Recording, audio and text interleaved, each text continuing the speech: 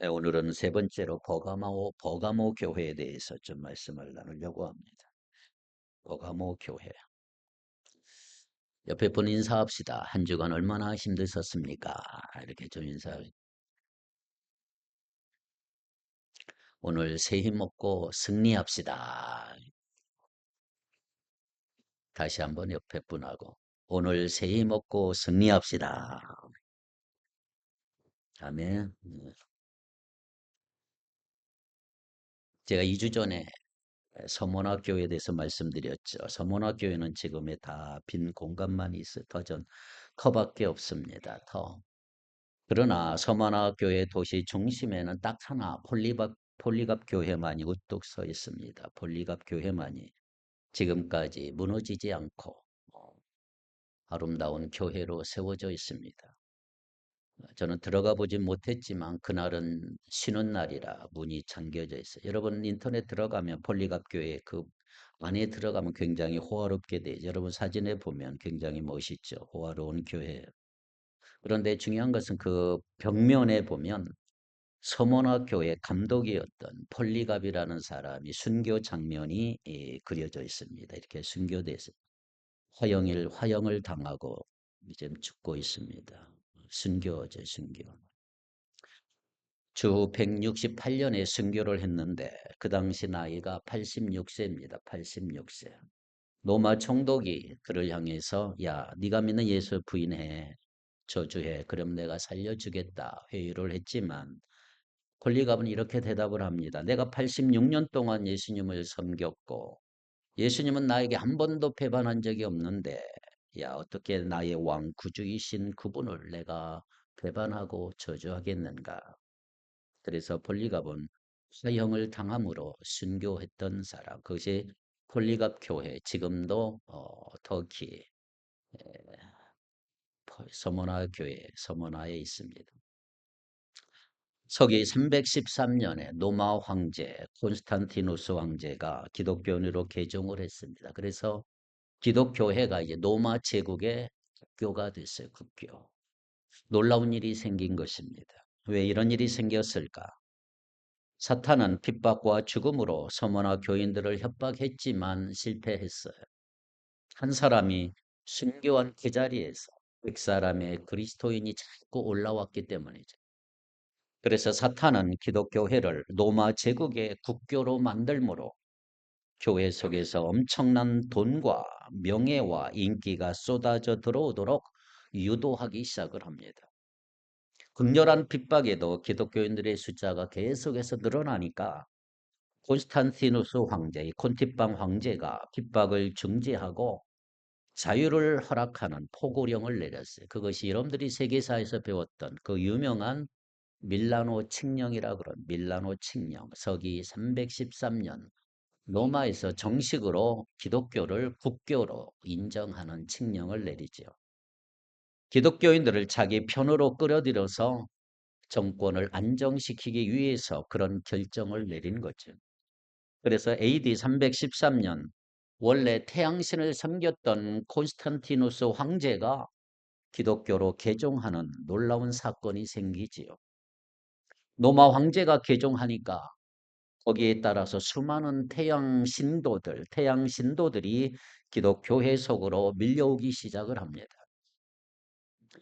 로마 황제는 그래서 밀려오는 그 태양신 교도들과 로마 황제의 요구에 따라 진리를 타협하기 시작을 합니다. 그때부터 기독교가 무너지기 시작합니다. 태양신교 지도자와 기독교의 지도자들을 불러서 태양신교와 기독교회를 적당히 혼합시킨 종교를 만들라 요구하기 시작을 합니다. 이로써 그동안 초대교회 12제자들이 세워놓은 교회가 태양신의 이교의 가르침을 받아들인 이상한 종교로 변질되고 말았던 것입니다. 오늘은 세 번째로 버가모 교회에 대해서 말씀드리려고 하는데 요한계시록은 사도 요한이 노년에 감모섬으로 귀향을 가서 예수님께로부터 그 계시를 기록해 놓은 책이 바로 요한계시록인데 오늘 본문에 보면 주님께서 이 계시의 말씀을 기록해서 보내라고 구체적으로 거명하신 교회들이 7교회가 나오지요. 에베소, 우리가 지난 시간에 에베소, 스마나, 오늘 배울 버가모, 구아디라, 사대, 빌라델피아, 그 다음에 라오디게아 교회, 7교회가 기록이 됐습니다. 주님께서 7교회에 보내라고 말씀하신 그 계시의 내용은 한마디로 말하면 뭐냐 하면 장차 일어날 종말에 대한 것들입니다. 종말에는 이런 일이 일어나게 될 것이다. 특별히 주님의 재림 이후에 펼쳐질 새 하늘과 새 땅에 관한 것들이라고 할 수가 있는 것입니다. 자, 그런데 오늘 본문에 보면 이런 계시의 내용에 관한 말씀 이전에 당시 7교회 각각에 대한 말씀이 기록되어 있지요. 그 내용을 살펴보면 각 교회에 대한 칭찬과 책망이 다 다르게 기록되어 있습니다. 칭찬과 책망이 교회마다 달라요. 자, 이것을 세 가지로 구분할 수가 있죠. 먼저 첫째는 칭찬만 받는 교회가 있어요. 칭찬만 받는 교회. 어디지요? 소모나 교회와 필라델피아 교회. 두 교회가 그렇습니다. 이 교회들은 사람들이 볼 때 너무너무 작고 보잘것없는 볼품없는 교회였지만 주님께서 칭찬하셨어요. 그러면서 책망은 하지 않으셨습니다. 두 번째로 책망만 받는 교회가 있었어요. 책망만 받는 교회, 7개의 교회 중에 바로 라오디게아 교회입니다. 마지막에 우리가 살펴볼 7번째 교회, 라오디게아 교회만이 책망만 받았어요. 이 라오디게아 교회는 가장 그 당시 큰 건물을 자랑하고 있었어요. 사회에서도 유력한 사람들이 다니는 교회. 그러니까 사람들의 눈에는 크고 좋은 교회로 보였을 것입니다. 그러나 주님께서는 이 교회를 책망하셨어요. 그러면서 칭찬은 전혀 하지 않았어요. 세 번째, 칭찬과 책망을 함께 받은 교회가 본문에 등장을 하지요. 에베소 교회, 오가모 교회, 구아디라 교회, 그리고 사대 교회, 이 네 교회가 칭찬과 책망을 동시에 받은 교회입니다. 그렇습니다. 우리가 주님 앞에 설 때에도 아마 마찬가지라고 살 수가 있죠. 여러분, 우리가 주님 앞에 설 때 주님께서 각 사람에 대한 평가를 아마 하실 것입니다. 아무개 아무개. 그때 어떤 사람은 칭찬만 받게 될 것입니다. 너 이 세상에 살 때 참 잘했다. 주님께 칭찬만 받는 성도가 있을 거예요. 그리고 어떤 사람은 책망만 받는 사람이 있어요. 너는 이 세상에 엉망 살았느냐. 책망만 받습니다. 또 어떤 사람은 칭찬과 동시에 책망도 함께 받는 사람이 분명히 존재할 것입니다. 그렇다면 우리가 오늘을 살아갈 때 절대로 잊어서는 안 되는 것이 있는데 그게 뭐냐? 우리가 인생을 마치는 날 누구 앞에서요? 예수님 앞에 딱 설 것이고 그때 주님의 평가가 있을 거라고 하는 사실을 잊으면 안 됩니다. 우리가 어떻게 인생을 살았느냐? 우리가 어떻게 신앙생활을 했느냐에 따라서 나의 평가가 달라지게 될 것입니다. 사랑하는 성도 여러분, 오늘 저와 여러분이 장차 주님께 칭찬 듣는 성도가 되기를 축복합니다. 행여라도 책망만 듣는 성도 되지 마십시오. 그러기에 오늘 신앙생활을 잘하셔야 합니다. 오늘 본문은 버가모 교회에 대한 주님의 말씀, 버가모 교회. 사도 요한이 주님께서 버가모 교회에 대해 말씀하신 계시를 받아 기록한 말씀이다. 이런 말이죠. 자, 버가모라고 하는 이름의 뜻은 높은 성, 높이 들린다. 이런 의미를 가지고 있습니다. 버가모를 가면 터키 서부 에게해 근처에 있는 아주 유서 깊은 도시라고 할 수가 있죠. 이 도시는 그 옛날 알렉산더 대왕 후계자들이 세운 뒤 그리스 시대의 동방의 거점 도시로 아주 중요한 역할을 했던 도시입니다. 버가모입니다. 그리고 로마 시대에는 아시아 지역의 수도로서 거대한 도시로 발전했던 도시. 현재에도 옛날의 영화를 기억한 채 도시 이름이 베르가모라고 썼어요. 베르가모. 자, 이 버가모 교회의 형체는 지금 남아있지를 않아요. 뭐 이렇게 기둥만 남아있는. 자, 지도를 한번 보십시오. 지도를 보면 맨 처음 왼쪽에 우리가 공부했던 에베소 교회가 있고 그 위에가 뭐가 있어요? 서머나 교회가 있어요. 에베소는 지금의 뭐예요?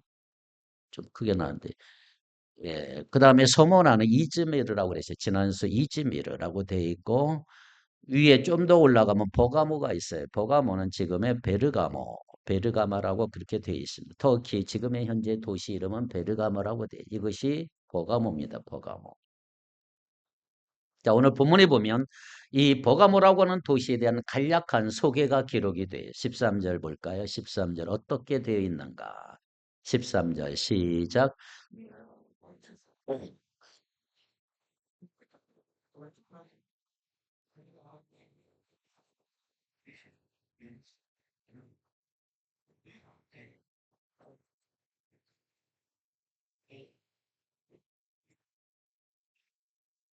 예, 이 도시에 대한 간략한 소개가 뭐냐 하면 나는 내가 어디에 거주하는지를 알고 있다. 그곳은 뭐가 있는 곳이다?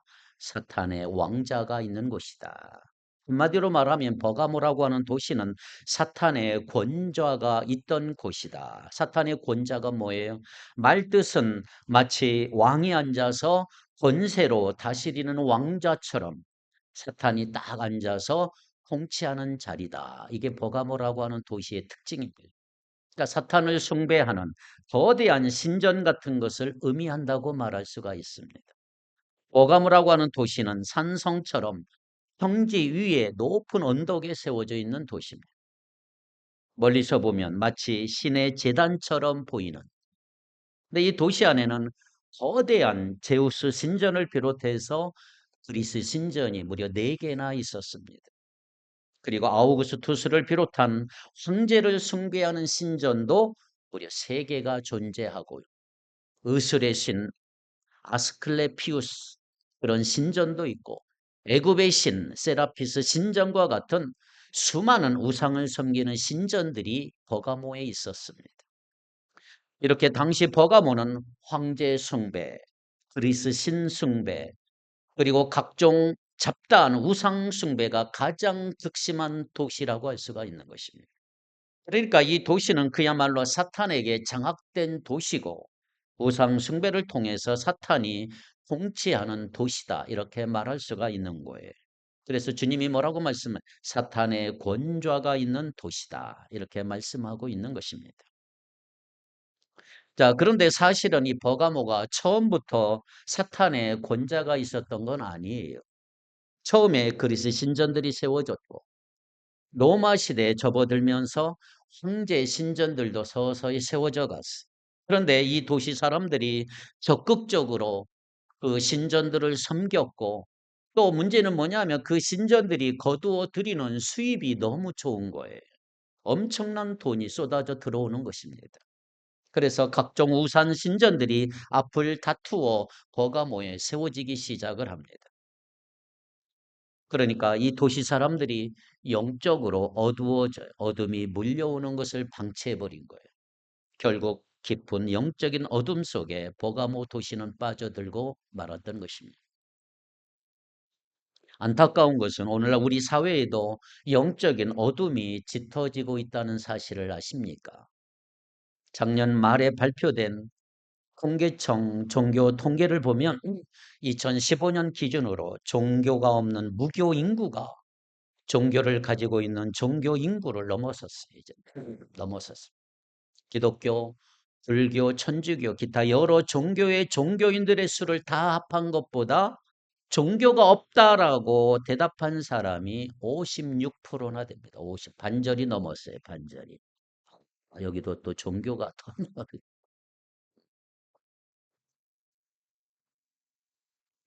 자, 여기서 주목할 것은 뭐냐 하면 우리 사회에 이렇게 무교 인구가 종교 인구를 넘어선 것은 통교 통계 조사 이후 처음이라는 거예요. 처음이었다. 왜 한국인들이 종교에 대한 관심이 식어지고 있다. 점점점 식어지고 있다. 그러니까 물질 만능주의 사상이 커져가고 있다는 것입니다. 이것은 우리 사회의 영적인 어둠이 몰려오고 있는 아주 불길한 징조라고 말할 수가 있는 것입니다. 한 걸음 더 나가 더 우리를 긴장시키는 게 있어요. 그게 뭐냐면 우리나라의 자신은 무신론자라고 주장하는 사람들이 점점 늘어나고 있다는 거예요. 여기서 무신론자는 무교도와는 약간 다른 개념이라고 말할 수가 있지요.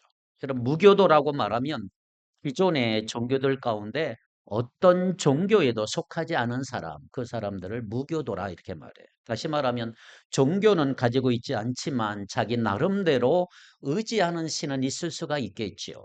뭐 예를 들어 교회를 다니거나 절에 다니지 않으면서도 자신의 조상신을 섬긴다거나 달을 보고 기도한다거나 산에 오르고 돌을 쌓고 무사를 기원하는 것, 그렇게 할 수는 있다 이 말이죠. 그런데 문제는 뭐냐면 무신론자라고 하는 사람들은 자신들을 어떤 종교로 가지지 않을 뿐만 아니라 어떤 신적인 존재도 믿지 않는다. 철저하게 자신을 의지하거나 철저하게 과학적 사고에 근거해서 사는 사람들, 그 사람들을 요즘 무신론자라고 말합니다. 더 큰 문제는 뭐냐면 우리나라에 이렇게 무신론을 주장하는 사람들이 무려 15%나 됩니다. 15%. 전 세계적으로 무신론자들의 분포를 보면 단연 1위가 어디냐면 중국입니다. 중국. 거의 47%, 약 인구의 반이 무신론자예요. 중국은. 2위가 어디냐면 일본입니다. 일본은 31%나 돼요. 무신론자들. 세 번째 체코입니다. 체코 30%. 프랑스가 그 뒤를 이어 4위 29%가 무신론자들이에요. 자, 그리고 우리나라가 랭킹 5위에 올랐어요. 랭킹 5위 15%. 그러니까 우리나라가 전 세계적으로 무신론자가 5번째로 많은 무신론 강국이라고 말할 수가 있습니다. 자, 이런 현상은 우리에게 영적 어둠이 몰려오고 있다는 사실을 강하게 보여주고 있는 거예요. 점점 세상이 어두워져 가고 있는 것입니다. 그리고 점점 강도가 심해져서 우리 사회의 영적 어둠이 점점 깊어져 가고 있다고 하는 것을 보여주고 있는 거예요. 오늘 우리가 각성하고 철저하게 대비해야 할 줄 믿습니다. 자, 오늘 배우는 이 버가모 교회에도 순교자들이 있었어요. 책망도 받았지만 칭찬받은 게 순교자들이 13절 다시 한번 읽읍시다. 13절 시작.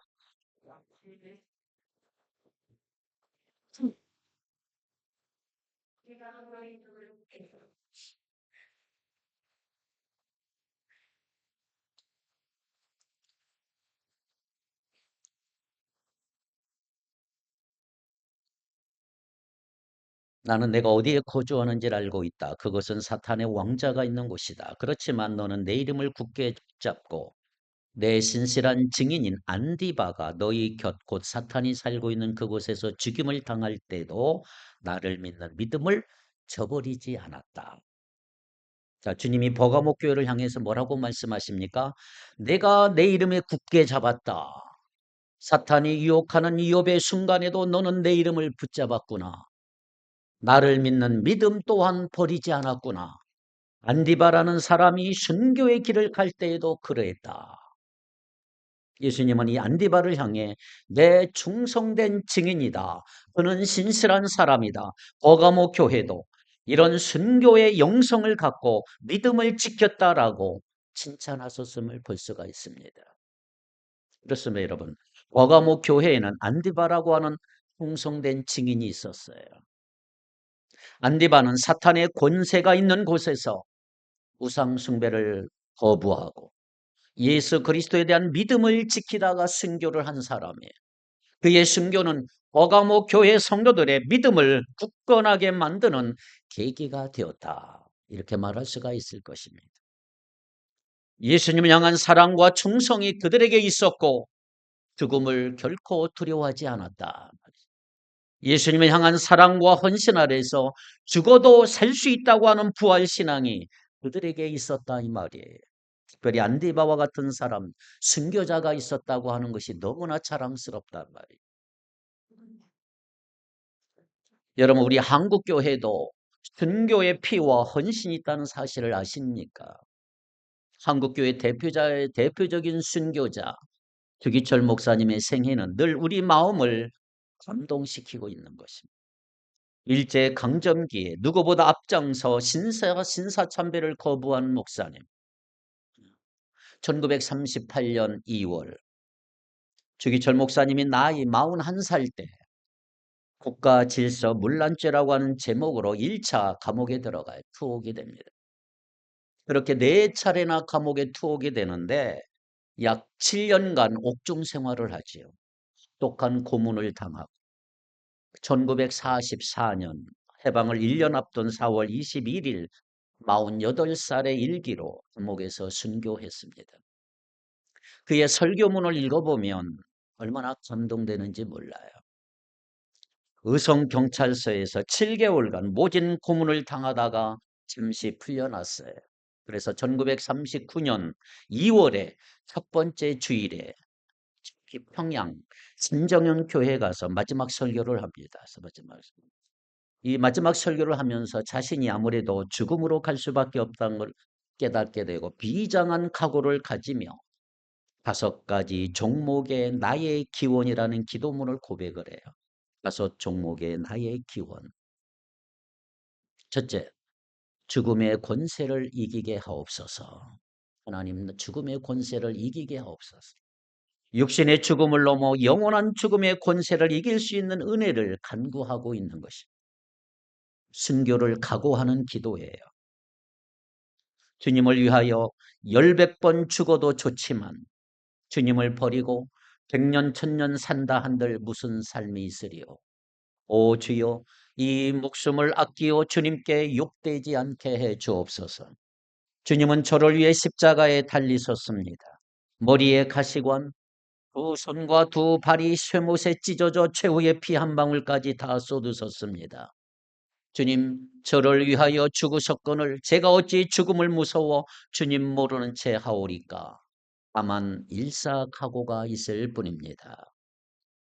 두 번째 기도가 있습니다. 오랜 기간 고난을 견디게 하옵소서. 장기의 고난을 견디게 하옵소서. 주 목사님은 감옥에서 7개월의 옥중 고통과 장기간의 고난을 인내로 감당할 수 있는 힘을 구하고 있는 거예요. 이렇게 기도합니다. 주님을 위하여 오는 고난을 내가 이제 피하였다가 이 다음 내 무슨 낯으로 주님을 대하리오리까. 주님을 위하여 이제 당하는 감옥을 내가 피하였다가 이 다음 주님이 내 이름과 내 평안과 즐거움을 다 받아 누리고 고난의 잔은 어찌 하고 왔느냐 물으시면 나는 무슨 말로 대답할 수 있을까요? 세 번째, 나이 드신 어머니와 아내, 자녀들과 교우들을 위해 기도하는 장면이 있습니다. 노모와 처자와 교우들을 부탁합니다. 가족과 교우들을 주님께 맡기고 그들의 신앙생활을 위해 기도합니다. 옥중에서. 그리고 네 번째 기도 내용이 의에 살고 의에 죽게 하소서. 하나님의 의에 따라 살아가고 의로운 죽음을 맞이하게 되려고 간절히 기도합니다. 의에 살고 의에 죽게 하옵소서. 사람이 이 세상에 태어나서 사람으로 마땅히 행해야 될 의가 있습니다. 나라의 신민이 되어서는 충절의 의가 있고 여성이 되어서는 정절의 의가 있고 그리스도인이 되어서는 그리스도인으로서 의가 있습니다. 못합니다. 못합니다. 그리스도의 신분은 다른 신에게 정절을 깨뜨리지 못합니다. 이 몸이 어려서 예수 안에서 자라났고 예수께 헌신하기로 10번 100번 맹세했습니다. 예수의 이름으로 밥 얻어먹고 영광을 받다가 하나님의 계명이 깨어지고 예수의 이름이 땅에 떨어지게 되는 오늘 이 몸이 어찌 구고도생 피할 줄이 있겠습니까? 아, 내 주 예수의 이름이 땅에 떨어지는구나. 평양아, 평양 예의 동방의 내 예루살렘아, 영광이 내게서 떠났구나. 모란봉아 통곡하라. 대동강아 천백세 흘러가며 나와 함께 울자. 드리리라 드리리라. 이 목숨이나마 주님께 드리리라. 칼날이 나를 기다리느냐? 나는 저 칼날을 향하여 나아가리라. 5번째 기도가 맞아. 내 영혼을 주님께 부탁하나이다. 마지막 순간까지 자신의 영혼을 주님께 온전히 맡기겠다는 신앙의 결단을 하고 있습니다. 내 영혼을 주님께 부탁합니다. 오 주님 예수여, 내 영혼을 주님께 부탁합니다. 십자가를 붙들고 쓰러질 때 내 영혼을 받아 주시옵소서. 옥중에서나 사형장에서 내 목숨 끊어질 때 내 영혼을 받으시옵소서. 아버지 집은 나의 집, 아버지의 나라는 나의 고향이로소이다. 내 영혼을 주님께 부탁하나이다. 예수님이 겟세마네 동산에서 하셨던 그 마지막 기도를 주기철 목사님도 순교 직전에 하셨어요. 그리고 1944년 4월 21일 오종모 사모님이 마지막 감옥에 면허를 합니다. 면회. 그때 오 사모님이 목사님에게 이렇게 말을 하는 거예요. 목사님, 당신은 꼭 승리하셔야 합니다. 결단코 살아서는 이 붉은 문 밖을 나올 수 없습니다.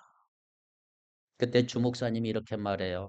그로써 내 살아서 이 붉은 벽돌문, 감옥 벽돌문 밖에 나갈 것을 기대하지 않소. 나를 위해 기도해 주시오. 내 오래지 않아 주님 나라에 갈 것입니다. 내 어머니와 어린 자식을 당신한테 부탁하오. 내 하나님 나라에 가서 산정현 교회와 우리 조선 교회를 위하여 기도하겠소. 내 죽음이 하늘에 썩은 미랄이 되어서 조선 교회를 구해 주기를 바랄 뿐이오. 이제 마지막 면회가 끝나는 그 순간 오 정모 사모님이 주 목사님께 물어봤어요. 목사님 마지막으로 부탁하신 말씀이 없나요? 그러니까 주 목사님이 마지막에 이런 말씀을 하십니다. 여보, 따뜻한 숭늉 한 사발 먹고 싶소. 따뜻한 숭늉 한 사발 먹고 싶소.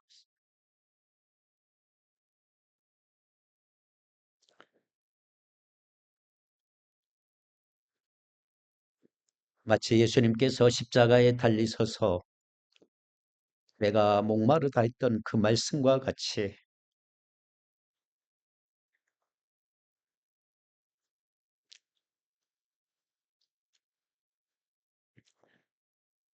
짜릿한 감옥에서 그 따뜻한 숭늉 한 사발 먹고 싶다고 고백을 합니다. 그리고 그날 밤 평양 형무소에서 주 목사님은 하나님의 부르심을 받습니다. 그의 나이 48살.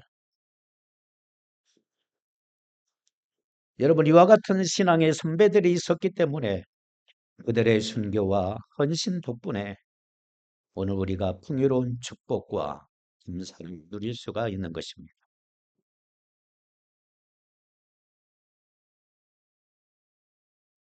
버가모 교회에는 역사적으로 이렇게 순교자들도 있었지만 주님께 꾸중을 받아야 될 사람도 있었어요. 14절 말씀 한번 읽어봅시다. 14절 시작.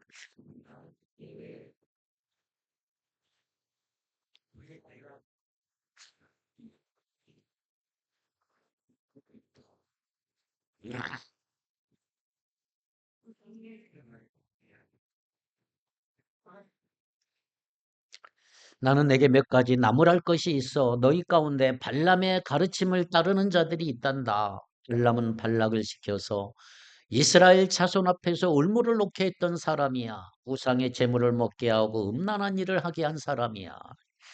여기서 발람이라는 인물은 구약 민수기 22장에서 24장까지 나오는 사람, 선지자.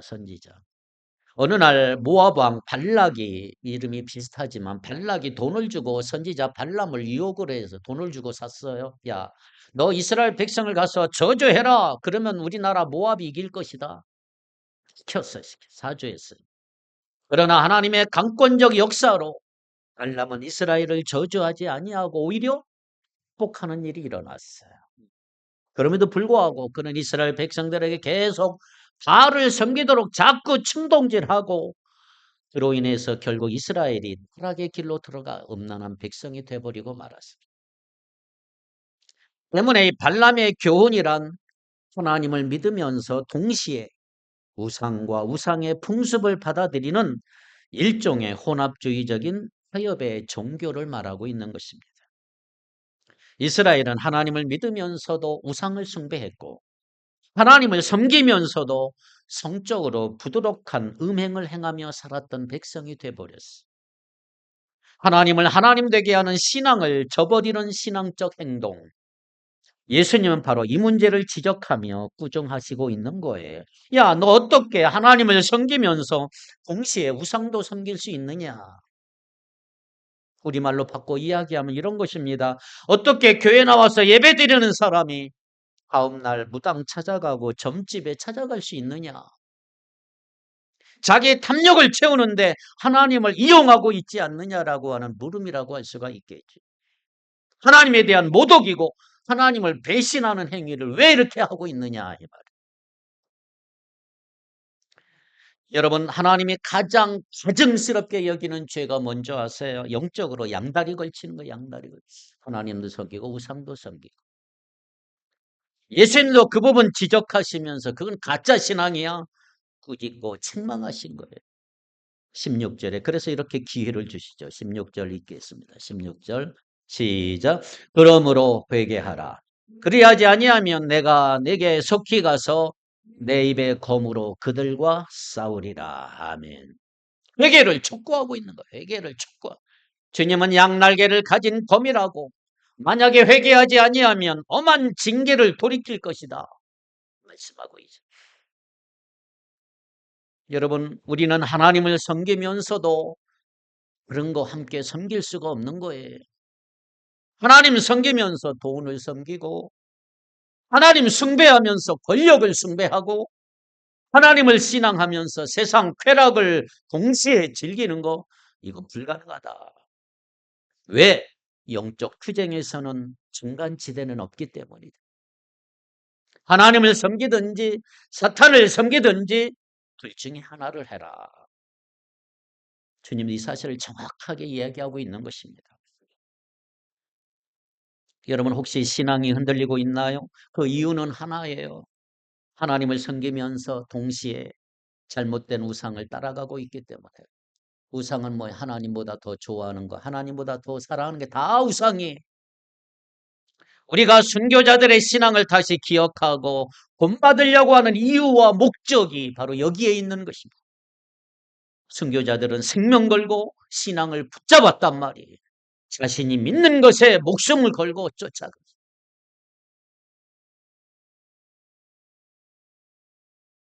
경기도 용인에 가면 양지에 가면요. 충신대학교 신학대학 우리 학교 바로 옆에 한국 기독교 순교자 기념관이 있습니다. 여러분 한 번씩 꼭 가십시오. 전에 있던 교회에서는 이렇게 같이 한 번씩 갔는데 시간이 되면 한번 모셔가려고. 한국 기독교 순교자 기념관이 있어요. 양지에 있습니다. 거기에는 여러 순교자들의 사진과 삶의 이야기가 쫙 게시되어 있어요. 최근에 아주 잘 지어져서 리모델링을 해갖고 아주 예쁘게 만들었어요. 근데 들어가는 입구 큰 돌에 요한복음 15장 13절 14절이 기록이 되어 있어요. 한번 읽어볼까요? 같이 읽겠습니다. 시작. 사람이 친구를 위하여 자기 목숨을 버리면 이보다 더 큰 사랑이 없나니 너희는 내가 명하는 대로 행하면 곧 나의 친구다. 아멘.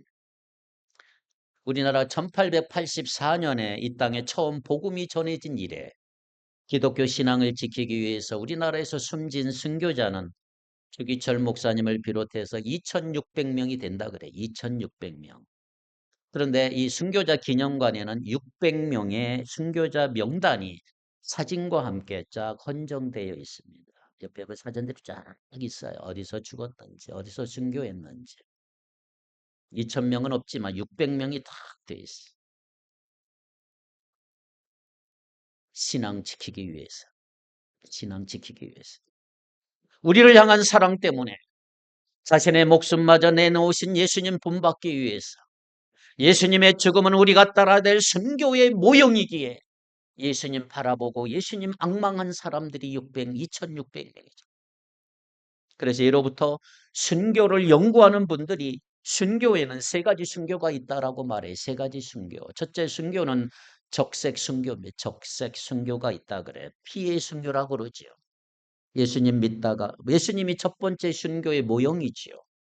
신앙 때문에 피의 순교를 당하는 거지요. 안디바나 폴리갑이나 주기철 목사처럼. 지금도 북한에서 예수를 믿는다고 하는 것은 생명 걸어야 하는 것입니다. 생명 내놓아야 돼요. 예수 믿다 발각되면 피의 순교의 자리에 들어선 그 자리에서 총살당하고 죽습니다. 이게 피의 순교, 적색 순교라고 그러지. 두 번째는 백색 순교가 있어요. 피를 흘리지는 않지만 자발적으로 고난에 참여하는 거. 예수님 고난에 참여하겠다. 하나님의 뜻을 이루기 위해서 자기를 절제하고 금욕하고 금식하고 노동하는 훈련을 받는 거예요. 전통적으로 금욕주의적인 수도 성들의 삶의 모습이 백색 순교의 대표 모델이라고 할 수가 있습니다. 대표적으로 성 프란시스코 같은 분들이죠. 세 번째는 녹색 순교가 있어요. 녹색 순교. 푸른 나무처럼 자기 삶의 자리에서 깊이 뿌리 내리면서 성실하게 살아가는 거예요. 그게 순교입니다. 일상적인 삶이 내 순교의 자리가 되는 거죠. 내 자아를 매일매일 죽이면서 하나님이 주신 새 생명으로 태어나는 거. 예수님이 내 인생의 주인이 되시도록 살아가는 거. 예수님 욕먹이지 아니하고 예수님을 자랑하며 살아가는 거. 빛과 소금의 사명을 감당하면서 오늘을 성실하게 살아가는 그게 녹색 순교라고 말할 수가 있죠. 로마서 12장에 말씀하신 것처럼 하나님의 기뻐하시고 온전하신 뜻을 내 몸으로 실천하며 살아있는 제물이 되어 하나님께 드리는 거예요. 하나님께 드리는 거.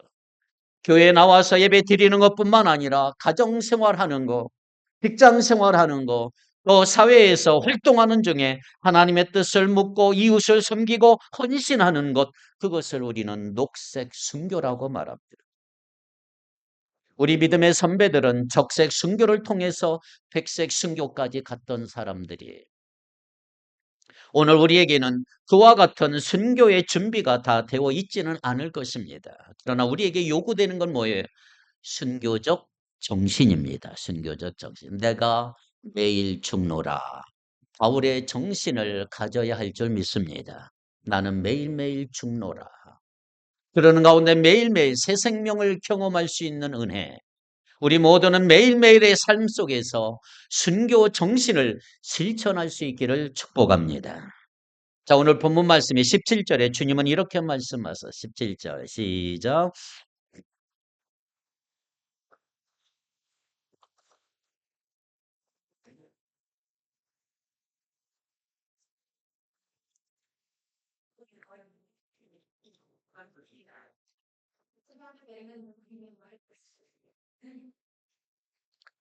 귀 있는 자는 성령이 교회들에게 하시는 말씀을 들어라. 이기는 사람에게는 내가 감추어둔 만나를 주겠고 흰 돌도 주겠다. 그 돌에는 새 이름이 적혀 있는데 그 돌을 받는 사람 밖에는 아무도 그것을 알지 못한다. 귀 있는 자는 성령께서 하시는 말씀을 들으라 이 말이 영적 투쟁에서 이기라 이 말이 중간지대에 서서 얼렁줄덩하지 말고 하나님도 섬기고 세상과 욕심 섬기지 말고 그러한 자세와 모든 태도를 버리고 넘어서고 이기라 이 말이에요. 예수님이 사탄을 이기고 죽음의 권세에서 승리하셨기 때문에 그분을 믿는 우리도 영적 싸움에서 이겨야 한다. 사랑이란 위대한 것입니다. 하나님의 사랑이 죽음의 권세를 이긴 줄 믿습니다. 그리고 이 위대한 사랑을 우리에게 가르쳐 주셨어요. 우리가 그 사랑 안에서 하나님을 섬긴다면 하나님 외에 모든 것 내려놓을 수가 있는 거예요. 어느 누구 무엇과도 하나님과 비교할 수가 없는 거예요. 돈과 권력과 쾌락 그 어떤 것도 하나님과 비교의 대상이 아니에요. 그렇게 하나님을 사랑하는 자가 이기는 자가 되고 하나님만으로 만족하는 자가 이 세상 속에서도 하나님의 사람이 될 수가 있는 것이다. 오늘 우리는 너무나 편안한 시대에 살고 있습니다. 양자택일하는 삶을 떠난 지도 오래가 됐고요. 교회 나오면 예수님을 믿고 교회 문을 떠나면 예수님과 마치 상관없는 존재가 되는 것처럼 살아가지 않나요? 신앙적 양다리를 걸치고 살아가는 오늘 우리의 모습을 주님이 보신다면 온전한 신앙인의 모습이라고 우리는 말할 수가 없는 거예요. 교회 안에서 주님을 섬기듯 세상에서도 주님을 섬겨라. 예수님을 사랑하는 마음을 안고 가정을 가는 것이고 직장으로 가는 것이고 예수님을 사랑하는 마음을 안고 사람들을 만나고 세상 속에서 하나님의 나라와 의를 세워가는 우리 하나님의 사람들이 되어야 한다 이 말이에요. 이것이 하나님이 나에게 맡겨주신 사명, 우리에게 맡겨준 사명. 고가모 교회가 한편으로는 흔들렸지만 또 한편으로는 죽음 앞에서 두려워하지 않고 믿음을 굳건히 지켰던 교회였다면 바로 오늘 우리 시대가 바로 그와 같은 거죠. 우리도 믿음을 굳건히 지켜야 합니다. 흔들릴 때도 있지만 그럴수록 오로지 주님만을 붙들어야 할 줄로 믿습니다. 우리 중심에 예수 그리스도가 계십니다. 예수님의 십자가와 예수 그리스도의 부활의 능력이 있습니다. 주님과 함께 생명의 부활에 참여하여 승리하는 여러분 모두가 되기를 주님의 이름으로 축원합니다. 기도합니다. 전능하신 하나님, 사탄의 권세로 가득한 세상에서 오직 주님의 이름을 굳게 붙드는 정도가 되기를 원합니다. 물질과 쾌락에 휩쓸리지 않고 주님보다 더 앞세우는 우상이 있는지 늘 점검하게 하시며 날선 검으로 같은 말씀으로 제 마음과 삶을 무너뜨리는 죄와 싸워 이기는 승리의 기쁨을 누리는 자들 되게 하옵소서. 세상은 버가모처럼 단단한 요새고 부유하며 문화적으로 발달된 곳이지만 영적으로 참으로 어둡고 혼탁한 곳이기에 이제 세상은 아무렇지 않게 교회를 향하여 조롱하고 손가락질하며 끊임없이 발람과 니골라당의 교훈과 같은 잘못된 생각과 방법들을 우리에게 강요할 때는 이러한 시대에 이제 우리들 우리의 마음과 생각을 바르게 하고 극심한 박해 속에서도 믿음을 끝까지 지킨 안디바처럼 주님의 충성된 증인으로 살아가는 우리 모두가 되게 하여 주옵소서. 교묘하게 우리들을 미혹시키고 세상과 타협하게 만드는 시대의 풍조 속에서도 예수 그리스도의 순전한 복음만을 붙잡고 결코 타협하지 않게 해 주옵소서. 우리 각자에게 허락하신 신앙과 믿음의 공간 속에서 늘 하나님 기억하며 끝까지 성결한 삶을 살아가는 복교회 성도들 다 되게 하옵소서. 예수님 이름으로 기도하옵나이다. 아멘.